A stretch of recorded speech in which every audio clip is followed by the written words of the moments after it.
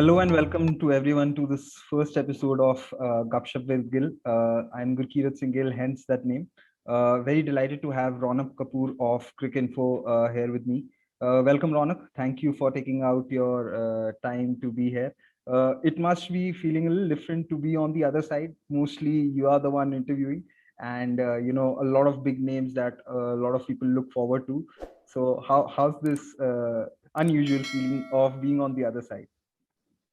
Yeah, first and foremost, thank you for having me. I love the name. Gupshup with Gill is very catchy, and I hope it's the first of many episodes.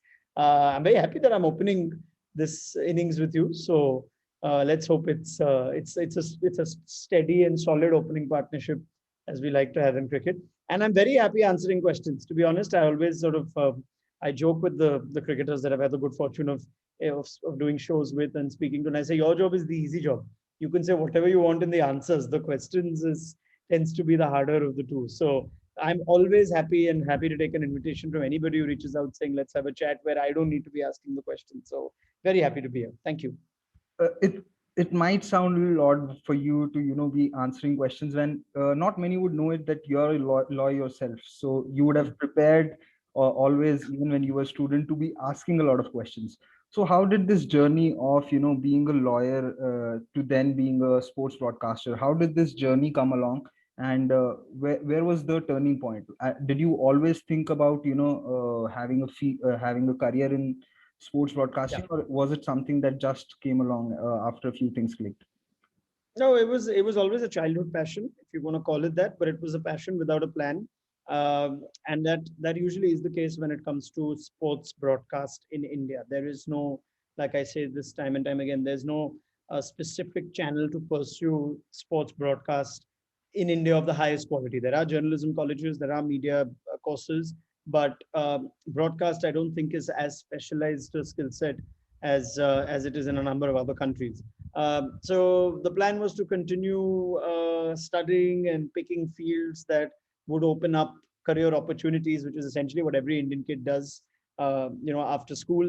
But cricket was always a major passion. It was always something that, I was, like many of us, was obsessed with, as to watch a lot of it, as to study a lot of it. I was the kind of kid that used to write down scores and write down 11s and whatnot of teams and make my own squads well before a social media age. So that's the kind of obsession that existed for cricket. And when I pursued law, it was with the interest of again being a kid who didn't know what he exactly wanted to do, of which there are many in India too. And I thought the legal field is never one that you lose out on. So I went to Government Law College, Mumbai, which, as it turns out, was good fortune for me because it's 5 minutes away from the local All India Radio Mumbai broadcast center. And one day I just happened to, while I was in the area, GLC, as we know it, didn't have lectures. Attending lectures is something that was mandatory. So I had the luxury of actually taking a lot of free time when I was in college.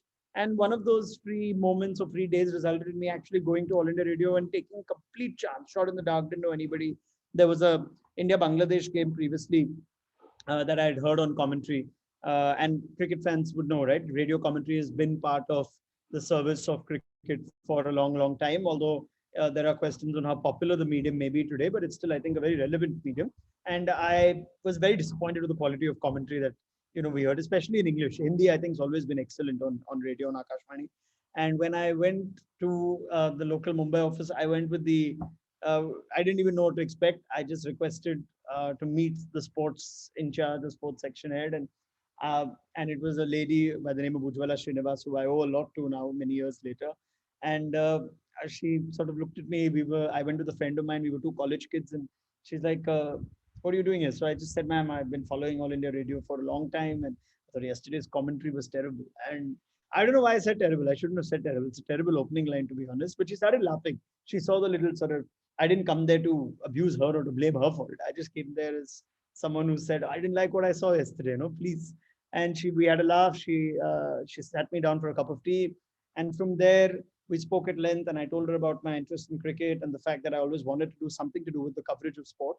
And she was kind enough to help me through the process of applying as a commentator, which would take a long time even after that day. but within her power was the opportunity that she could provide for me to do local interviews at All India Radio Mumbai, where I had to get the guest myself. I had to get everything coordinated on my own, and I could do like a weekly thing over there with any sports person that I could get. So that's how it sort of started, and that was still while I was pursuing law. As it turns out, by doing a few interviews at All India Radio Mumbai, because of my law background, she also gave me interviews. She also asked me if you'd like to read some of the news. I said, yeah, sure, news bulletins, why not?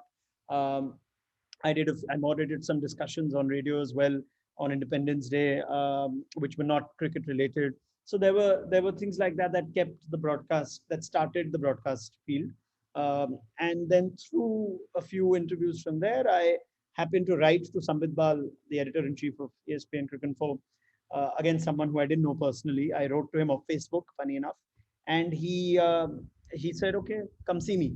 So again, I just got lucky with a couple of people that were really open-minded, that were willing to give someone the opportunity, regardless of having no sort of back connections or no nepotism or any of that. And I went with the intent to want to write for Cricinfo, because Cricinfo didn't exist as a video medium at the time.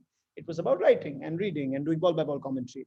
But Sambit at the time explained how there is a plan to start an in-house video team, which would involve people reporting, anchoring, as well as writing and creating video content on digital. And that's what he wanted someone for. And I jumped on the opportunity when a job came for it, even though I was still studying in my final year of law at the time. And we did something on the 26th of March 2013. I'll never forget that. It was the first live thing that Cricinfo had done in its existence. It was celebrating 20 years, and we did a live Google Hangout with where Rahul Dravid was in studio. It was called A Day with Dravid. And Sambit asked me at that time, after multiple sort of screen tests, and we did a few Skype chats and things like that, to come to Bangalore and host this Google Hangout where Rahul would be in studio. So that was like, wow, that's not a bad way to start, to get Rahul Dravid on your first gig, so to speak, in a makeshift studio. So from there was no looking back, I guess. I was willing to work for pretty much anything that Sambit would have offered. And it meant moving base to Bangalore initially, but that's how the journey began. It was, these things tend to happen by a massive stroke of luck, but it also for me is to do with always take a chance, right? The great Harsha Bogle, at the end of it, everyone knows, is a chemical engineer turned IIM Ahmedabad graduate turned broadcaster. Most broadcasters that you will see will be people who have been in alternate careers and fields. They don't, the non-players is what I mean. And it's a small pool anyway of people that don't play international cricket that go on to pursue broadcasters or commentary as a profession. So that's what I wouldn't say in short, but certainly that's how it happened. You right place, right time, right people, and got the opportunity. You're muted, Gurkha. Yeah. Yeah, you mentioned about having the right kind of luck, and then you mentioned Harsha Bhogle. I don't know if you've seen his video of the speech at IMA from 2004 2005. He actually mentions in that video as to Talent versus opportunity, that and talent versus opportunity and what is luck. He says that Saurav Ganguly spoke of VVS's innings in Kolkata. He says that was it luck or was it the perfect amalgamation of talent, luck, and opportunity coming together? And then he also narrated his own story of how he made it to IMA. So yeah, I think it's always a combination of everything, but you can only get lucky when you're also looking for it. It's not that if you sort of say, if you probably would have never written to a Sambit Bal, you probably wouldn't have reached it. 100%. So I mean, that's what's in your hand, right? So at least do that. There may be you. I mean, I may have sent 100 messages and emails, and 99 of them no one responded, right? But the one time someone did respond, that could very well be your opening. So you've got nothing to lose when you write to someone requesting them for advice, for guidance, for an opportunity. Otherwise, they'll say no. That's it. But the best case scenario is maybe you'll actually luck out, and what you do with that opportunity then is on you, which of course is something that's been said multiple times, including by people like Harsha. So yeah, so that I'm in total agreement with that. you also mentioned about Sambit Bal, and I've seen a few previous videos of yours where you've talked really highly of Sambit Bal as to how he's really guided you to where you've reached. So, like, is he your go-to man in Cricinfo? And what all would you in your personal development attribute to Sambit Bal? A hell of a lot. I think no one's had a bigger influence on Cricinfo over its entire existence than Sambit Bal has. And I'm delighted to say that it's been the kind of influence that goes well beyond just the coverage of cricket. Cricinfo till date keeps what I would like to believe is a conscience when it comes to covering the game. And there are those that may not be happy with certain aspects of Cricinfo, whatever it may be. Cricinfo existed even before browsers existed. That's the story. That's how far back it goes. 1993 is when Cricinfo was founded with the intent of simply keeping people aware of what the score was. That was the primary focus. Otherwise, people living in the US used to ring up their family in India and ask them, what's the score? Listening to radio, TV, or watching TV. So it was a pioneering platform, and it predates effectively even the internet as you and me know it. So um, it the ethos was always, let's try and serve the cricket fan. ESPN came on board much later as a great sports brand to take over and add its name to Cricinfo. And ESPN's motto has always been serving sports fans everywhere, anywhere. So uh, that remains at the core of Cricinfo even today, just serving a cricket fan. And everything we do with that intent. Some of it works, some of it doesn't. But it always tries to we try to go in we try and go deep into the coverage of the game, because we want to try and enhance the knowledge of the cricket fan, because we know that our service is to hardcore cricket fans. And that's always been something that somebody like Sambit has established from the top. Always serve the cricket fan, credit his intelligence. Don't make sure that you always have your objectivity intact. If someone reads a particular piece, and if you cover the name of the writer, they should never know what nationality that person's writing from. It should never be parochial. It should never be jingoistic. And just simple rules of independence, integrity, credibility that were taught to every writer or reporter who joined Cricinfo at a very early age seems so sacred right now in the times that we're in, because it's the kind of thing that you take for granted. Double check, triple check a major story. Make sure you get it right. Not There's no reason to get it out first. So journalistic ethics remains something that Cricinfo holds dear. Like I said, an integrity to the coverage is something that people hold dear. And he is essentially also at the same time a man of great influence on the people at Cricinfo, where he cares a lot for the people. He invests. He says this often, and it's one of the things I remember of him, and I agree with him. He says, his wealth is in people, and it's the people that he invests in Cricinfo that he sees returns in. So we don't have a culture of punching our card in, time out. We don't have a culture of counting how many days someone's taken off or work from home. The job needs to be done, and people need to take ownership of their job. And once you take ownership of something, you have to be responsible about it. And that's essentially, uh, the kind of ethos that Sambit has established. So it's been one of the best places, even though you may think it's the only place I've really worked in. But I know enough of how the industry works to know that this is a place like no other. And I'm very proud to be part of this association, this organization for as long as I have, and Sambit's played a huge role in that and continues to do so. We have our shortcomings, but that'll stay everywhere, and we're open to criticism as well, which makes us, in my opinion, unique on that front too. So from what I understand, I think Cricinfo is basically run on the same ethics and morals that how a cricket team should be run with. Like, you have to take responsibility. How any organization should run, to be honest.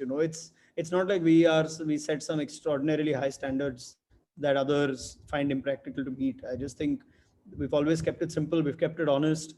uh, we Like I said, we may not have got everything right. People complain a lot about our tech and how the app crashes or how our scores aren't, and we're trying to work on that. But like I said, there is a soul to the work that we do at Cricinfo, which I'm very proud of. Another thing that you added was that it's still a workplace with a conscience, and I think one of the very good examples of that is how you chose to sort of change the text and the way you are going to cover the game. You'll no longer be using the word batsman, but you'll be rather using batters. And I found it very shocking to say that people took offense to that. And it was general. I mean, it was pretty harmless, and to get the reaction that it got was very shocking and surprising. What do you make So of it? I must share something on that. So I was of the opinion like this didn't matter to me, right? I stood on the side where there's certain things you go like, yeah, that's a great cause. We need to champion it. We need to hit it hard. We need to set the example. This was not one of those things. I was more on the lines of, okay. I mean, I've got nothing against it. You want to change it, you change it, but it's not like it triggered an emotion in me. But when I did the sort of the interaction with Lisa Stalekar, which we used in that compilation of quotes with Rahul Dravid, with Julan Goswami, with herself. And Lisa made a very pertinent point. She says there is a reason why this does resonate among young women, young girls, uh, is that the minute you use something with the association of man, whether it's workman, chairman, batsman, whatever it may be, she just made an example of how when you come into the backyard and you just go, oh boys, come here and do this, or oh boys, guys, boys, I need your help, to pick something up. A girl subconsciously just tunes out, thinking that's not for her. That job is not for her. So therefore, the heavy lifting in the house, okay, the boys will do it. Or when you refer to something associated with men, subconsciously a girl thinks that's not necessarily something that is directed to her. And I found that very pertinent and very moving. And I just felt if that indeed is the case, first and foremost, you and me are in no position to know that for sure because we're not even women. So we must respect the view of the women on this. And we must simply allow for the serious chance that we could have got this wrong. Bowlers aren't considered bowlsmen, right? It's a gender neutral term. Fielders aren't considered, yeah, we use the word fieldsman at times, but fielder is the more commonly used word. So the only word we're looking at here is batsman and batter. And there is absolutely nothing wrong in changing that, weighing the pros and cons. And for someone who was not triggered by the decision itself, who didn't really care as far as I was, and I would say didn't really care in a good way, not in a bad way, but I mean it didn't matter to me, so I'm happy to do it. But when I saw the reactions to it, I thought that is the best reason to know that this should needed to be done. Then I got to the side of, oh, we surely should be doing this. In fact, we're doing this too late.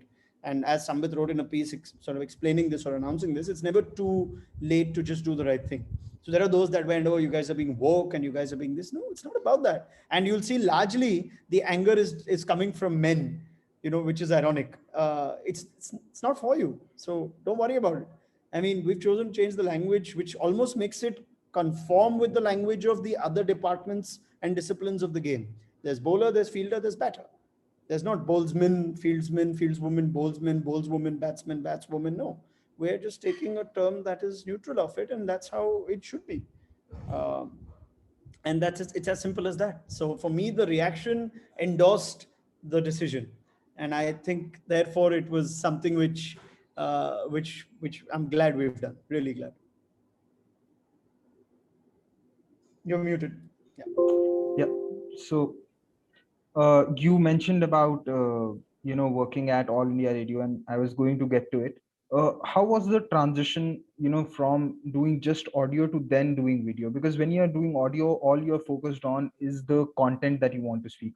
But when you're doing the video, you have to, be concerned about which camera you're looking at, your face expressions as well, because you cannot be, speaking with a poker face all the time. Because if you're covering a game that has had a lot of ups and downs, then as a presenter or as someone who's going to you know take through that discussion and guide that Yeah. discussion, there needs So to it be was. certain emotion as well. So how was the transition? Yeah. Well, anyway, my dog has given her audio check as well. But so personally, that wasn't as much of a challenge for me because I was very happy to be uh, in vision all my life, whether that was as a kid doing debates and elocution, standing on stage, hosting events, comparing events. Yeah, so standing on stage, hosting events, comparing events, whatever it may be, I wasn't shy of the public eye. So the camera was a friend in that sense, right? If you don't have stage fright, if you're happy to speak in front of hundreds of people live, then the camera, quite frankly, it's for me is easier. So I had no problem with it. Uh, the only thing that the audio move the medium as well as the digital medium tends to do is because you actually have to fill a lot of airtime. We don't we tend to get verbose, and that is one of my flaws. I tend to speak more than I need to. Uh, Whereas the discipline that comes with writing and the discipline that comes with TV commentary tends to be that you have to articulate the point in a, in more succinctly, which doesn't happen on radio, because you can't have airtime, dead airtime on radio. So that was the only challenge. But it's a welcome challenge. I had no problem shifting from radio to camera. But like I said, a lot of my Cricinfo work was before I actually did mainstream commentary for All India Radio. So it was, if anything, the other way around. But I had no problems. You mentioned cricket commentary, which is something that I have a lot of time for, and I always try and discuss it. What do you make of? So you've probably been following the sport, I think, for the last 20 years, if not more. Yeah. Uh, how would you say that the cricket commentary has shaped in the last 7-8 years? From because I have been following the sport for the last 18 years, and from what I have Sure. seen, that post the 2012 World T20, the commentary has genuinely come down in many ways. I, as a youngster, used to look forward to ESPN Star covering India's overseas tours to Australia, England, South Africa, because I knew that the cast that would be there, would be great, and I would have a lot to learn from. I would know, a lot about technique, a lot about swing from the Shaz and Vaz show. Then there would be the likes of Tony Greig, who will add more to how a batsman should be playing. So there was a Sure. lot more to learn from the pre and post match shows during that era. I'd say in the previous decade, the 2000 to 2010s. But now I don't think that's the case. What do you feel, and why do you think that this has happened? Okay, so I think the difference in commentary 15 years back from the era that you reference, and for a large part of time before that period as well, say through the 80s, 90s, and early 2000s, is first and foremost just the number of people that were actually doing commentary. We used to see perhaps a handful of commentators that were in the profession, that became home, voices that were known at home, and they essentially were the same commentators that we used to hear on most marquee tournaments, whether that's a Tony Greig and Ian Chappell and Bill Lawry from the Channel 9 side, or whether that was uh, Gower and and Botham Absolutely. Absolutely. from Sky or from the UK. Used to have your pool of radio commentators that also chipped in, whether it was a Jim Maxwell or whether it was Jonathan Agnew. And as far as India went, you had Gavaskar, you had Shastri, you had Bhogle, you had a bit of Sidhu at the time. Uh, what you had at that point, I guess, was lesser people in the broadcast, and therefore maybe a little more value for silence. Whereas now you've got so many people in the broadcast, suddenly T20s become about three commentators and absolutely no, a scope for ambience. You don't really get to now. Of course, we have empty stadiums, but I love watching football as my second sport. Uh, and I thoroughly enjoy football commentary, where a lot of commentary is just to do with the atmosphere and therefore silence. And I see that a lot in Sky even today. You can go through an entire over of a test match with hardly anything being said. It's just the ambience you're getting. Bowler running in, his delivery stride, and then batsman leaving it go through the keeper. You can have an all over go by and just a Michael Holding mention the score at the end of the over. So for me, what's changed is first the outlook on broadcast seems to be more people, more voices, more excitement, and therefore more noise. So I think the noise is what you and me may not find exciting, but I leave full room for the fact that maybe there are those that enjoy it. Maybe there are younger fans than us now that perhaps enjoy listening to, um, a KP or a Michael Slater or a Matthew Hayden. Danny Morrison. Uh, Danny Morrison. I love Danny Morrison. I'm a big fan And of Danny Morrison. even I like him. And I actually think Danny Morrison does a great job of even doing test commentary. So he plays the different moods and atmospheres really well. So, what I think is a major positive is we've seen that sort of commentary still be effective. If you take people like Danny Morrison or Ian Bishop as an example, or even Nasser Hussain, you can have T20 commentary that's exciting but yet insightful. And I think that balance has not been struck with a lot of other commentators because of the problem of plenty. We've got too many of them, and therefore there are not too many good ones. There are also a lot of former cricketers that are now jumping into media because it pays well. It's an easy life. It's much easier than coaching and selectorship and administration, which are the other natural avenues for a cricketer once he's finished playing. And because there are more and more people doing it, the quality is going to be compromised, like it would be in any field. I also think, unfortunately, our sport has missed out on the opportunity of producing another Tony Cozier or another Harsha Bogle, because it's been, at least in India, very one-dimensional when it comes to former players only. It's a bit of a former players club. And I think that's unfortunate for the simple reason that we've seen some of our best commentators are ones that don't play the game. The two I mentioned right now. And I think it's fair to say, while commentary is very subjective and people have likes and dislikes, Harsha is perhaps India's best commentator and has been for a long time and remains extremely popular today. So why would you not aspire to find another Harsha Bogle, or at least open that club up? There are those that say there isn't one. I say, well, before Harsha, you didn't even know Harsha existed, right? There are probably more of them because someone like Harsha actually created this field that didn't exist before, the non-player mainstream commentator.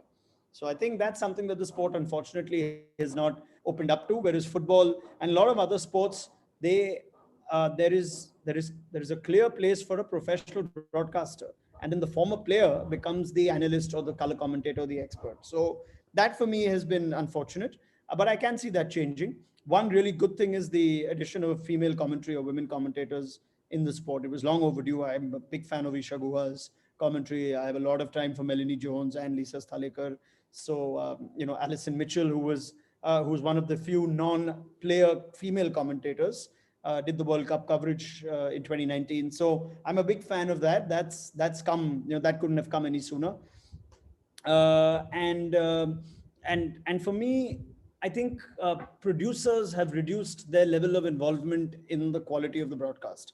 There are a number of stories. If you read on the stories of Channel 9, or you read Mark Nicholas's book, where he spoke of how if commentators drifted away, talking about the weather, talking about things not relevant to the cricket. Kerry Packer used to, everyone knows the great Kerry Packers. Kerry Packers used to run the channel, used to ring up the commentary box directly and say, "Son, talk about the game," and he used to put it down. And that was a man whose conscience again was on the game, right? He was someone who really felt for the game, and he had, in my view, the right priorities when it came to broadcast.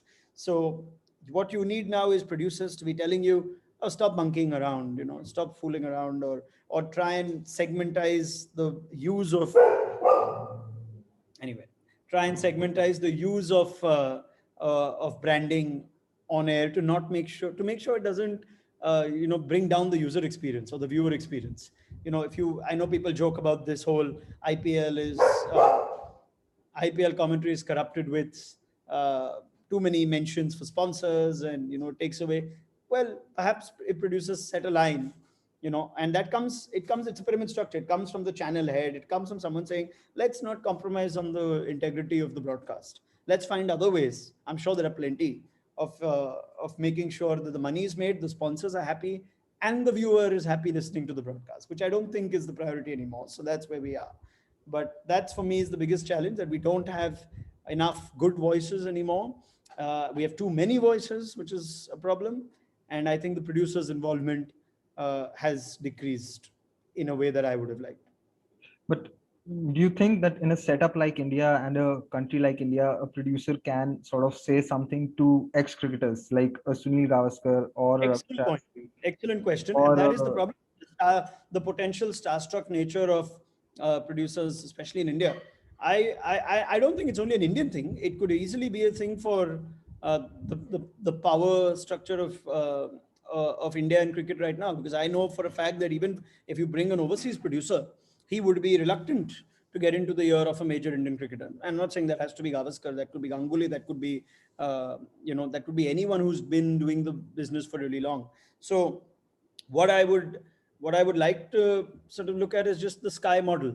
It remains to be an excellent model when it comes to the broadcast of cricket. They do full justice to Test cricket. There's a fresher bunch of commentators, the likes of Ian Ward and Rob Key. I think been excellent. Nick Knight for T20 cricket. And at the same time, their analysis shows during the.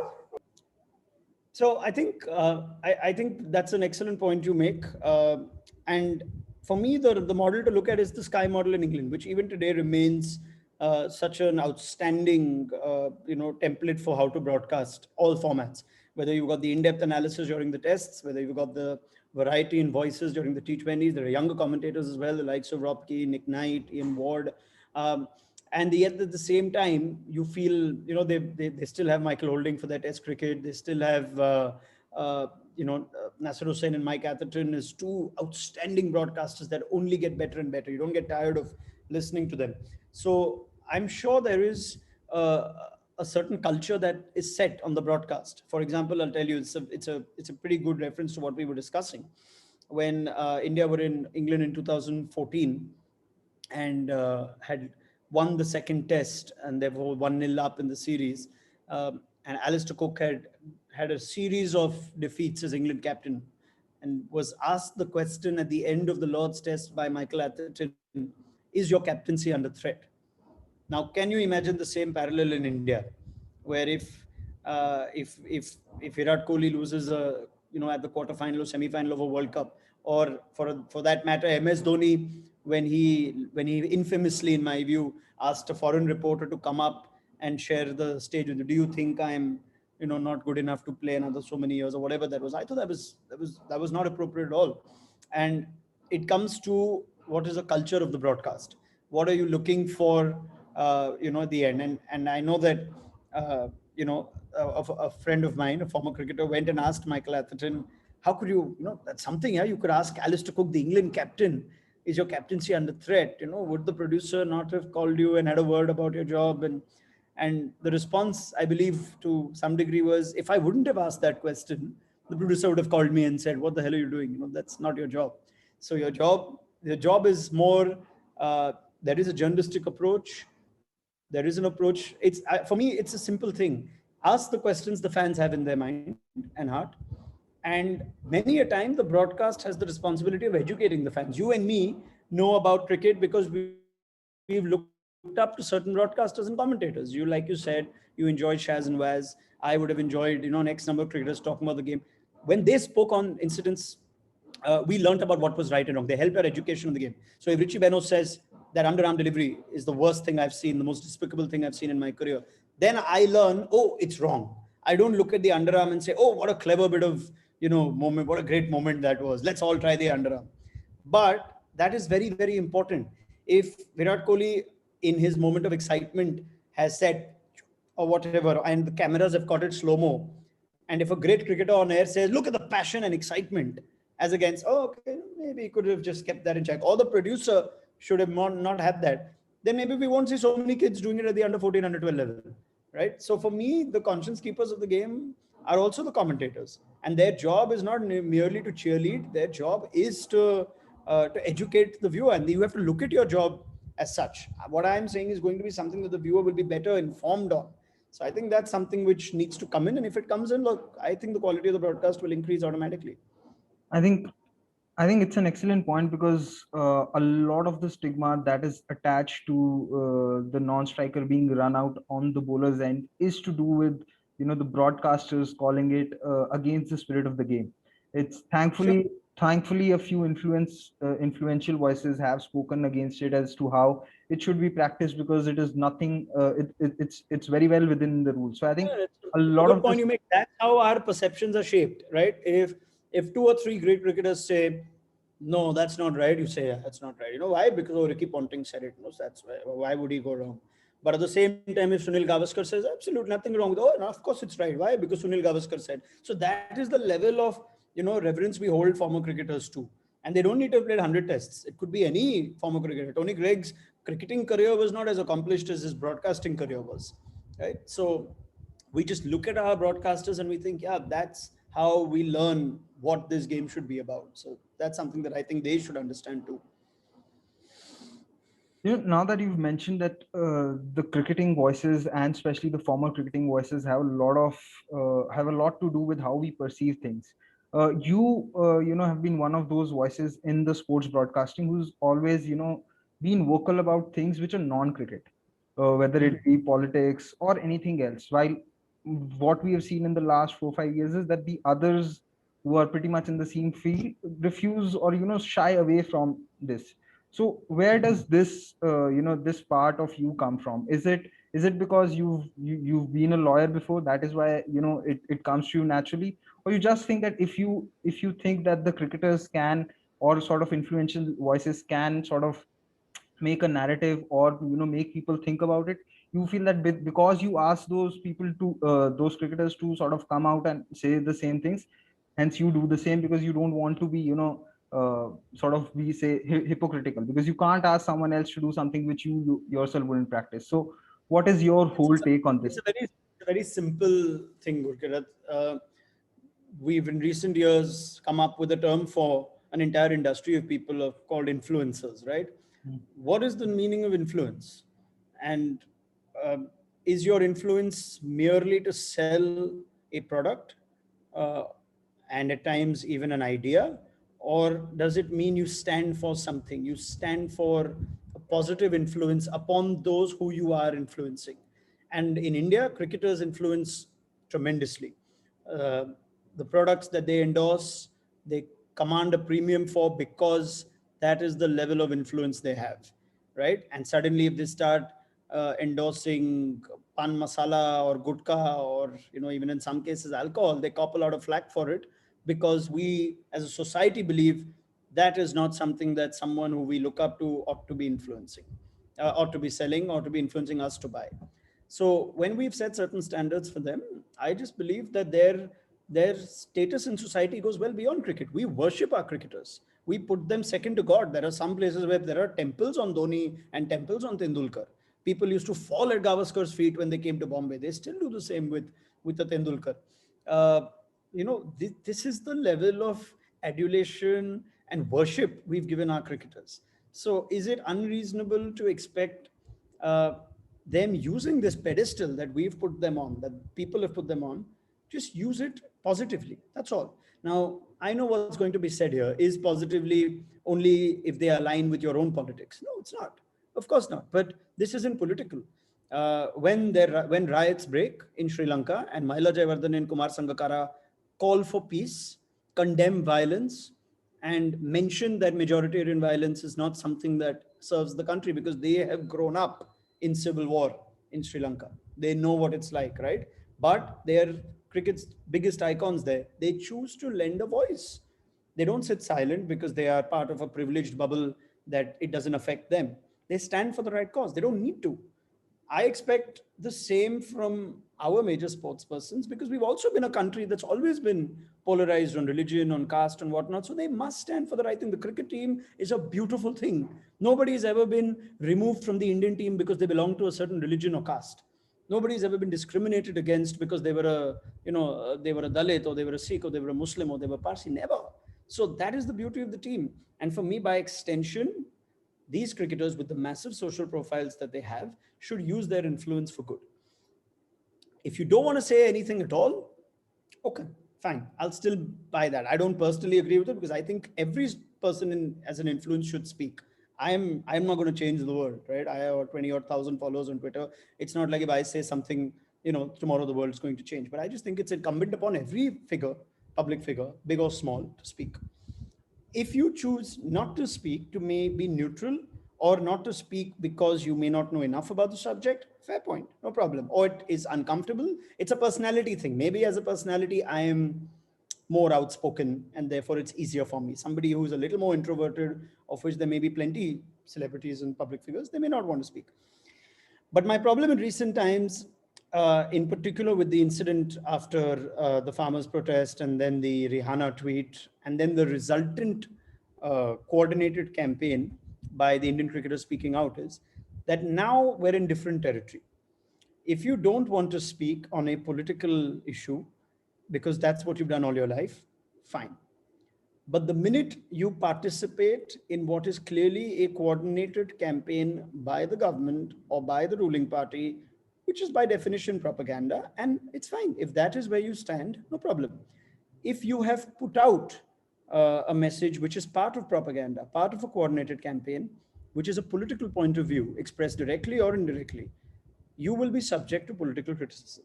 That is where I stand on that. It's as simple as that. And then you should have the conviction to back it up, right?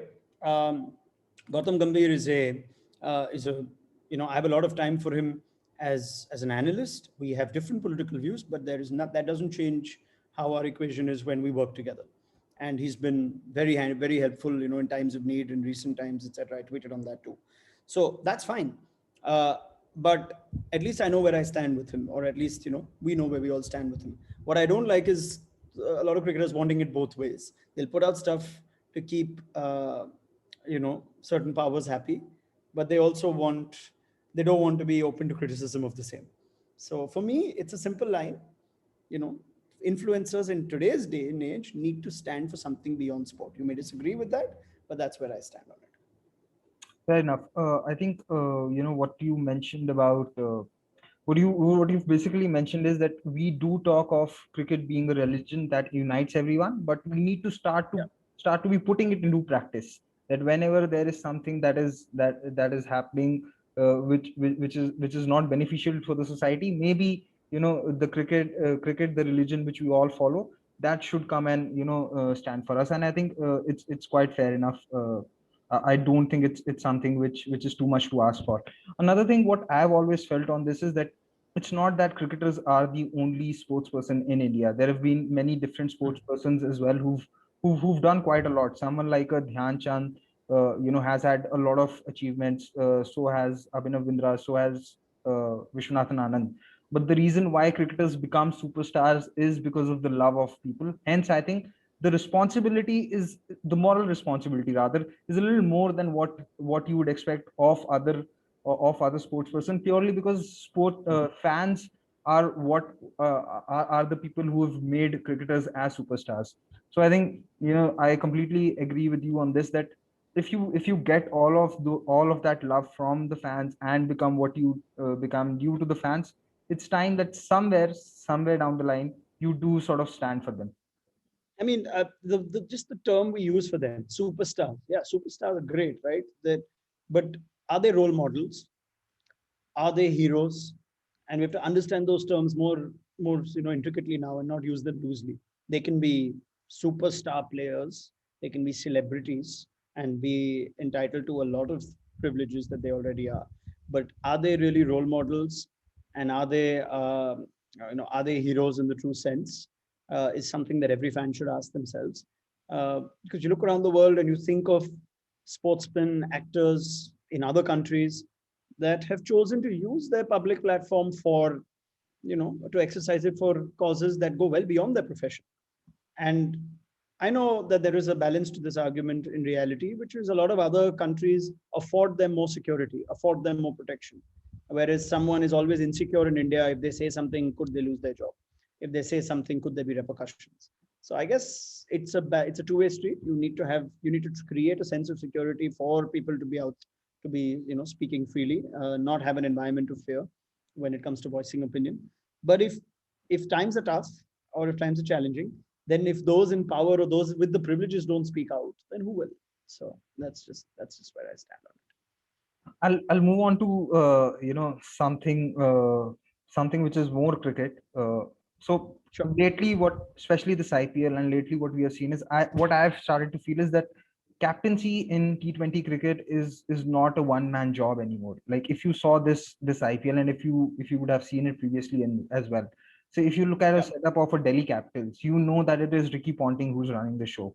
With Kolkata Knight Riders last season and this season, you know that Brendan McCullum was the man at the helm. Similarly, with Hmm. Punjab Kings, it was Anil Kumble. So what I have felt is that there are only three captains in the IPL now. It's Virat Kohli, Rohit Sharma, and MS Dhoni, because they seem to be the people who are controlling the shots and making plan A's, and they have a plan B or a plan C when plan A fails. Do you think Hmm. slowly and steadily T20 cricket is moving towards the similar space, like football, where managers where managers control the game, and then captains are just the people who execute the plans and then follow it? Or do you think that cricket will be a sport where there will always be a space for a captain to sort of run the show somewhere at some point of time during the game is on? Yeah, it's a good question, and it's something that does come up for discussion every now and then.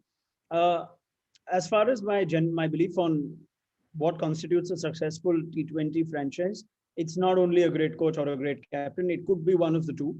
And in the case of a team like the Chennai Super Kings, I rate Stephen Fleming very highly as a coach. But the huge influence in that franchise is of MS Dhoni. So you may have an outstanding coach who may do a job who may get you to win tournaments even if he doesn't have a great captain. And you may also have a great captain that may win you tournaments in the absence of a great coach. And I think what I see happening in the IPL is I don't think you'll ever be able to achieve one job without the other unless it becomes very clear and formalized that this is the power structure in a franchise. And I think that comes from the ownership down. I don't believe that Anil Kumble is the sole power, is where the buck stops in Punjab Kings. I do believe where the buck stops in the Chennai Super Kings is Dhoni. The same for Rohit Sharma. I don't believe, Virat Kohli certainly, but I think that's changed a little bit this season.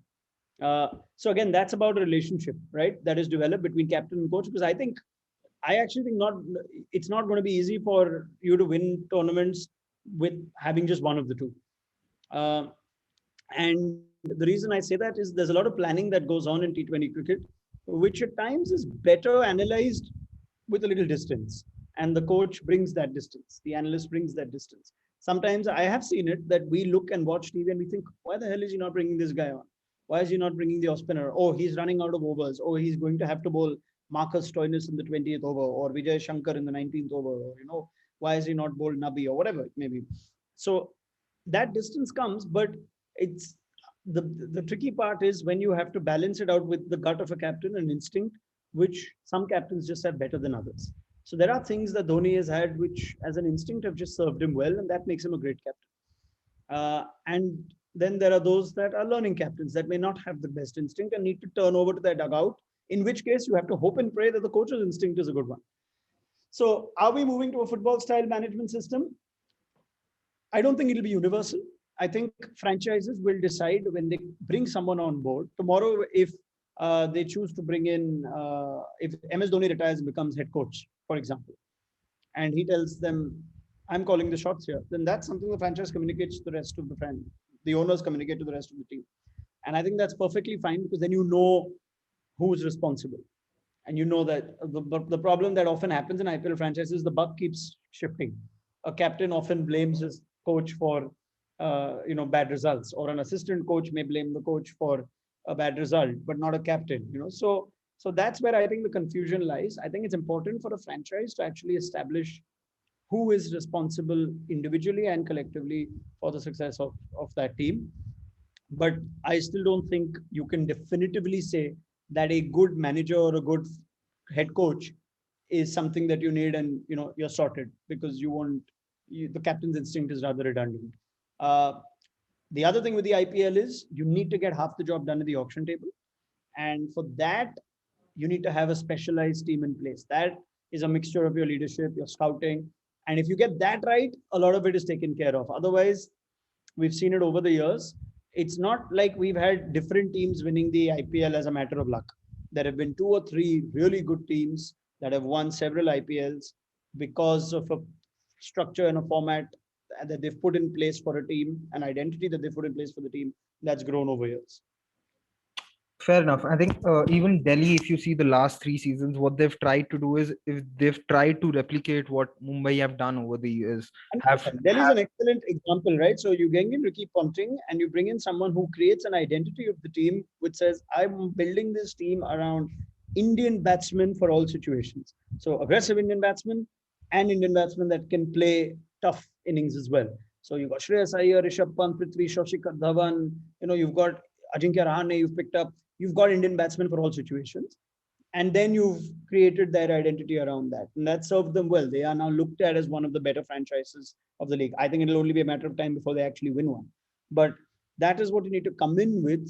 That is the difference between what Delhi was 2-3 seasons back. And they brought in somebody who's taken charge of that. And now is responsible individually for it. It's not Shreyas Iyer's neck on the line or Rishabh Pant's neck on the line. They could easily not be captain next year and still play, because there is the man running the show there is Ricky Ponting. But if you think Ricky Ponting gets everything right, that's also incorrect, because you still had Marcus Stoinis bowling the 20th over against A.B. de Villiers in that recent game in Ahmedabad. So that Ricky Ponting's call, the great Ricky Ponting's call. He's so good. He's got a whole team of assistants, and yet that happens. No, so there's a mix. There has to be a balance between the two. You can't always say Pant is the bad captain and Ponting is the great coach. When things go, wrong for Delhi, it's Pant's fault. When they go right, it's Ricky Ponting's fault. So I think that's the challenge we face when it comes to viewing teams from the outside. So now, I'll move to some little non-serious questions, just a few things, because I think we've had good serious discussion, which sort of gives everyone a lot of food for thought. So just a few questions. Who's your favorite cricketer? Current or all time? Both, even whichever name comes. Okay. My favorite current cricketer is Josh Butler, and my favorite all-time cricketer is Rahul Dravid. Okay, favorite sports person outside of cricket? Dennis Bergkamp. Which cricketer inspires you to be a better human being? Like you look at that person and you want to be that person. You wouldn't really care about his sporting. Better human being, I just say better, just the finest qualities of a man, in spite of the level of fame he's achieved, is Rahul Dravid. So I'd say Rahul. I think that's a very universally accepted answer, and it's an answer which a lot of people give and aspire to be. Though you've met a lot of cricketers, but is there one cricketer you've not met and still like to meet? If not a cricketer, then any other sports person that you'd like. 100%. MS Dhoni. Never met MS Dhoni. Would love to meet. I hope the opportunity presents itself where I have the pleasure of meeting MS Dhoni someday. Who's your better cricketer friend, Ajit Agarkar or Sanjay Manjrekar? Yeah, this is a funny one. Better friend, I'll say Ajit. Okay, closing thoughts, and I think you've sort of addressed it before, when I asked you the first question, but what would be your one advice or one simple advice to anyone who wants to venture into the field of sports broadcasting or journalism or anything which is related to sports? Sure, just take a chance, right? Don't be reluctant. Don't think too much about whether you want to give this a shot or no. I mean, it's like something which you may treat as either a casual hobby or a serious passion. If you like playing the guitar and it was a casual hobby, and then you played it as a kid and you didn't play it for many years, and then it's lying somewhere in the corner of the house gathering dust, then that's not doing justice to your talent. Play it every day, and you never know where you might be heard, right? You may upload it on YouTube. You and me are doing this chat, which kicks off Gupshup with Gill, and who knows where that takes you. You may be doing it for 1 month, 1 year, 5 years, and suddenly someone says, this is something we want to put out on a platform, or we want on our channel, or we want somewhere else. So for me, the digital age has given you so much more of an opportunity. You don't need to wait for a channel to come and invite you to, showcase your talent. You don't need a stage. You have it. You can make your own YouTube channel. You can post it on Instagram. You can do it wherever you want to. So my only desire is that people who are passionate about cricket, I'd hate for them to tell me, oh, I was very keen on cricket, I used to watch it till 2005, but then 5, 6 years, 10 years, I stopped watching because I got busy doing my job. So if you want to get into the field, don't ever leave it, right? Be serious to it, stay connected with it, stay in touch with it, stay regular with it, and take a chance. And who knows? Thank you. I think it was a great discussion. Everyone, would have a lot to take out of from it. Maybe a few, would like it. Maybe a few will criticize it. But I think you can never sort of satisfy everyone with your opinions. Because that's how it goes. And also I feel one should never have everyone, agreeing to whatever you say, because Ian Chappell always says this: just be true to yourself. You don't need to be. There are views that even great players or people may have which you don't agree with, but that's okay, right? Just be true to yourself. That's all you need to do. Well noted. Well, thank you, Raunak. It was a great, chat session. I really enjoyed it, and I got a lot to pick out from your brains about broadcasting. About I enjoyed it. Thank you so much, and I wish Gupshup with Gill all the very best. May there be a lot more episodes. Thank you, Raunak. Thank you. Thanks a lot.